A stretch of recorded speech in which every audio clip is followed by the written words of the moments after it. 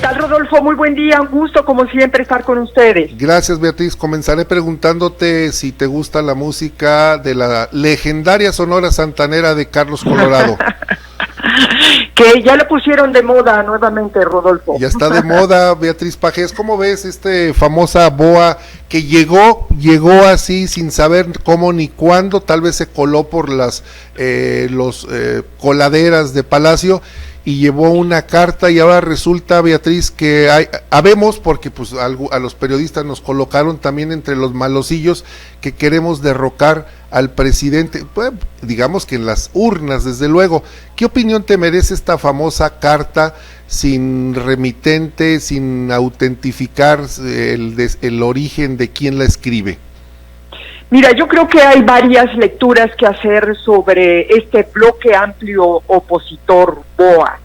Primero, yo te diría que fue precisamente el periódico El Universal el que dejó al descubierto la farsa montada por el vocero de la presidencia y por estos asesores radicales que tiene el presidente, cuando el periódico narra que llegó a las puertas del diario un destacado militante de Morena a entregar esta carta con la idea que se convirtiera en un escándalo de 8 columnas. Y la respuesta del diario fue, nosotros no podemos publicar nada si no hay una fuente. Como le rechazaron en el Universal entregar esta carta, entonces, pues, como se dice, la regresaron a donde se hizo, la regresaron a Palacio Nacional, y entonces es ahí cuando el presidente de la República la da a conocer y habla de que se la entregó un fantasma, ese fantasma al que suelen recurrir y que se llama pueblo. Primer punto. Segundo punto, yo creo que hay cosas muy importantes que decir con respecto al contenido del BOA. Sí. Todo lo que dice ahí, Rodolfo, todo, absolutamente toda ese supuesto complot, esa conspiración en la que están empresarios, medios de comunicación, organizaciones ciudadanas, periodistas, organizados para quitarle a Morena la Cámara de Diputados en las elecciones del 2021, y para después participar en la revocación de mandato en el 2022, todo eso, todo lo que dice ahí es absolutamente válido dentro de una democracia. Así es. Lo que quiero decirte es que el presidente pretendió presentar como malo algo que es absolutamente legítimo, absolutamente legal. Un derecho consagrado en la Constitución.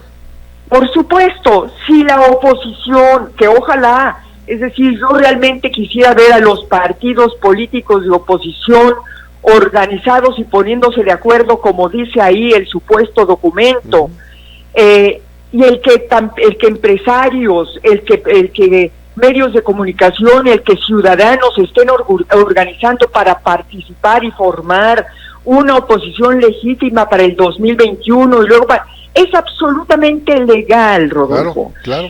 Entonces, ¿de qué están hablando? Mira, yo más bien creo que en el gobierno están terriblemente desesperados, muy preocupados, porque saben que una vez que salgamos a la calle después de este largo confinamiento producto de la pandemia, se le va a venir al país, por supuesto, esta terrible crisis económica marcada por el desempleo, por la falta de dinero, y saben que esto va a tener un terrible impacto sobre todo en la clase media-baja, que es donde está precisamente el mercado electoral de Morena. Entonces, claro, ¿qué están haciendo? Bueno, pues están tratando de generar un clima de supuesta conspiración cuando lo real, lo importante, es que ellos mismos son autores de la más importante crisis económica de los últimos tiempos y que va a impactar precisamente a los más pobres que ellos dicen que defienden, y que seguramente ahí podría volteárseles el voto en contra de Morena y es por lo que están construyendo todo este clima de confusión, Rodolfo. Se está curando en salud el presidente. Absolutamente, se está curando en salud, pero yo te diría, vamos más para allá. Es decir, yo creo que más que un BOA de este tipo, yo creo que el BOA más perverso es el que ellos están preparando. Y lo que están preparando, que ya hubo un adelanto en Jalisco, donde precisamente están promoviendo una serie de disturbios, Jalisco, Ciudad de México, y pero, mira, sí, no nos extrañe, ¿verdad?, que pretendan de aquí al 6 de junio del próximo año, cuando va a ser las elecciones, pues generar todo un clima de crisis y de violencia para tratar de beneficiarse electoralmente, ¿no? ¿Tú consideras, Beatriz Pajes, directora de la revista Siempre, que esta agresión que se dio en Guadalajara, en el estado de Jalisco, en contra del gobernador Enrique Alfaro, militante del Movimiento Ciudadano, si esas huestes, esos vándalos, están identificados con este movimiento? Pero por supuesto, Rodolfo, es decir, por las redes se dio a conocer un par de fotografías de este tipo de personajes pagados que han estado siempre presentes en disturbios.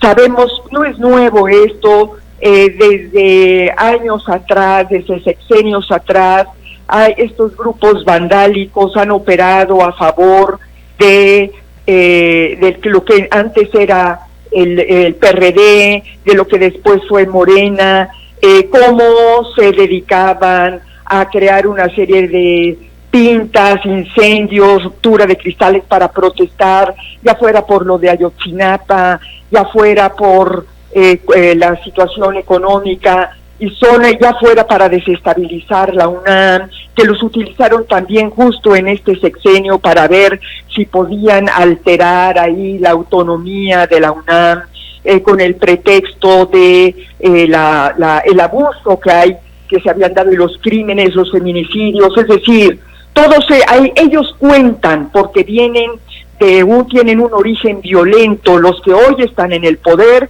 tienen un origen de violencia y un origen de anarquía, y saben perfectamente con qué grupos pueden contar para poder romper el orden y la paz en las grandes urbes, Rodolfo.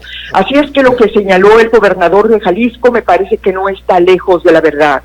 No creo que un mandatario como Enrique Alfaro pueda recurrir a mentiras para responsabilizar, como lo hizo de manera tan directa, al gobierno federal de estar involucrado en los disturbios que ocurrieron en Guadalajara. No, y bueno, todos los gobiernos tienen sus áreas de inteligencia y y conocen precisamente cómo se mueven el intríngulis de su estado, y si lo dices porque algo tiene.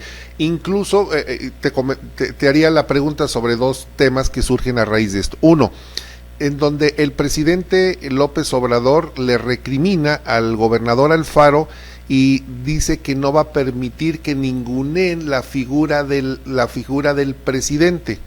Un presidente que ningunea, siendo presidente, ningunea a las demás personas. Ahí está el caso de Krause, ¿cómo le puso? Lucas Krause Alamán, exactamente. Sí, ese es un tema. Y el otro es, me decía Federico Arriola el martes que platicamos con él, que incluso lo escribió, que López Obrador es el presidente más pacífico de toda la historia. ¿Qué opinión tienes de estos dos puntos, Beatriz Pajes? Bueno, yo te diría que efectivamente el que genera división, el que genera un ánimo disruptivo, el que divide, el que ofende, el que descalifica todos los días, es precisamente el presidente de la República.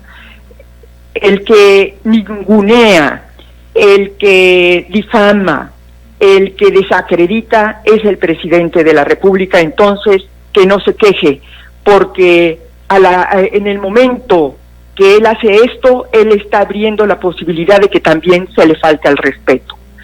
Segundo, bueno, yo no creo, pacífico, ¿de dónde?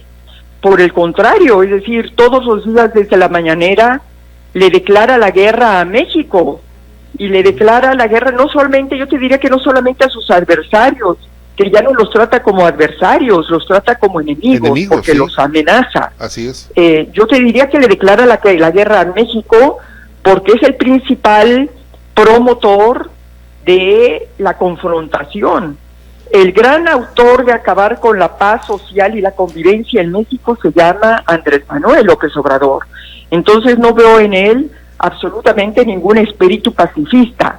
Hasta este momento solamente se ha dedicado al discurso, ha amenazado a través del discurso, de la palabra, pero no sabemos si puede ir a otra etapa, saltar a otra etapa y ya utilizar a través de sus radicales, que los tiene y que son también los que lo aconsejan y a los que les hace caso, que puedan recurrir a otro tipo de instrumentos más violentos para atacar y contener a lo que él llama sus adversarios conservadores, ¿no? Sí, y luego nos dice Beatriz Pajés que tenemos que definirnos rojos o ¿qué? Colorados o verdes, como fue en la época de la Reforma, o conservadores y liberales, y podemos estar en medio, o simple y sencillamente más de la mitad de la población no le interesa la política, Beatriz. Bueno, digo, no tenemos por qué definirnos. No, claro, pero además yo creo que primero falta una obligación constitucional, Rodolfo. Un presidente de la República no puede estar dividiendo al país como si se tratara de un campo de batalla. Exacto. Su obligación política y moral fundamental es unir a los mexicanos. Así es. Crear las condiciones para que no existan precisamente ese tipo de divisiones, ni de divisiones de carácter ideológico, político y tampoco económicas. Pero él está dedicado a marcar todo ese divorcio, no solamente dentro del terreno político-ideológico, sino que está creando también todas las condiciones para profundizar la pobreza y para ampliar y profundizar esa línea divisoria entre ricos y pobres. Sí. Entonces, bueno, él es precisamente el que tendría que comportarse de otra manera para contribuir a la paz social y a la unidad, ¿no? Sí, porque además, bien lo dices, Beatriz Pajés, ahora los votos de pobreza son los que el mexicano debe de autoimponerse. Es decir, traer un par de zapatos mal boleados y gastados es bueno, es la salvación pues en México. Cuando el señor trae una colección de guayaberas, bueno, la última, una guayabera, y una colección sí, terrible, digo, él mismo se burló de la guayaberota, pero tiene una colección de guayaberas impresionante, tiene una colección de corbatas, digo, lo observo porque me gustan las corbatas, y pues ya quisiera tener yo esa colección de corbatas, un señor que nos dice que con un par de guaraches podemos vivir, y con un carrito que contamine, pero que nos traslade es más que suficiente, en el mejor de los casos. Esto es absurdo en un país en donde lo que necesitamos es producir, destacarnos, superarnos, elevar, se llama capilaridad social, mover los estamentos de la sociedad. Si estamos, lo voy a decir con estas palabras, Beatriz, si estamos jodidos y podemos salir adelante, no es malo, y el Señor lo está satanizando. Sí, claro, nada más que él está gobernando para convertir a México en un país cada vez más pobre. Él está trabajando para sumir al país en la pobreza, en la falta de desarrollo, en convertirlo en un país cada vez más subdesarrollado. Para eso está trabajando. Sí, sí. A él le gusta la mediocridad, trabaja para la mediocridad, no trabaja para el desarrollo, para el progreso, para que las familias crezcan económicamente, en su educación, tengan mejor salud. Pero aquí la pregunta es, ¿dónde se está llevando todo ese dinero que con el pretexto de la austeridad está quitando, por ejemplo, a los hospitales públicos? ¿Por qué? La pregunta es, cada vez se muere con tanta facilidad los mexicanos que llegan contagiados por COVID-19 a las instituciones públicas de salud. ¿Por qué México tiene esos altísimos índices de letalidad producto de la epidemia? Pues la respuesta es porque le han quitado dinero a los hospitales, porque no están equipados, porque no, la gente, debido a la saturación, la gente no puede llegar con oportunidad a atenderse, porque además de manera misteriosa, por decirlo menos, el gobierno se ha negado a aplicar las pruebas diagnósticas precisamente para contener el contagio. Y lo ha hecho simple y sencillamente porque no quiere gastar en eso. ¿Sí? Y porque está desviando recursos a proyectos muy personales, como es el Tren Maya, como es la refinería Dos Bocas, como es el aeropuerto de Santa Lucía, y sobre todo y principalmente a las elecciones del 2021, que por supuesto no está dispuesto a perder. Sí, ahí es donde está el dinero. Terrible y lamentable el escenario. Ya no me contestaste, ¿te gusta la Sonora Santanera o no? Pues no, yo creo que sí, pero fíjate que yo creo que ya echaron a perder lo de la BOA. Oye, ¿sabes qué se me ocurre? Que deberíamos de hacer una convocatoria nacional en las plazas públicas para bailar, todo el pueblo salir a bailar la boa. No sería mala idea, empecemos allí en Aguascalientes si nos invitas, Rodolfo. Sí, lo voy a convocar, voy a poner a bailar a la gente. Me da mucho gusto platicar igualmente contigo, Rodolfo, un abrazo y gracias como siempre.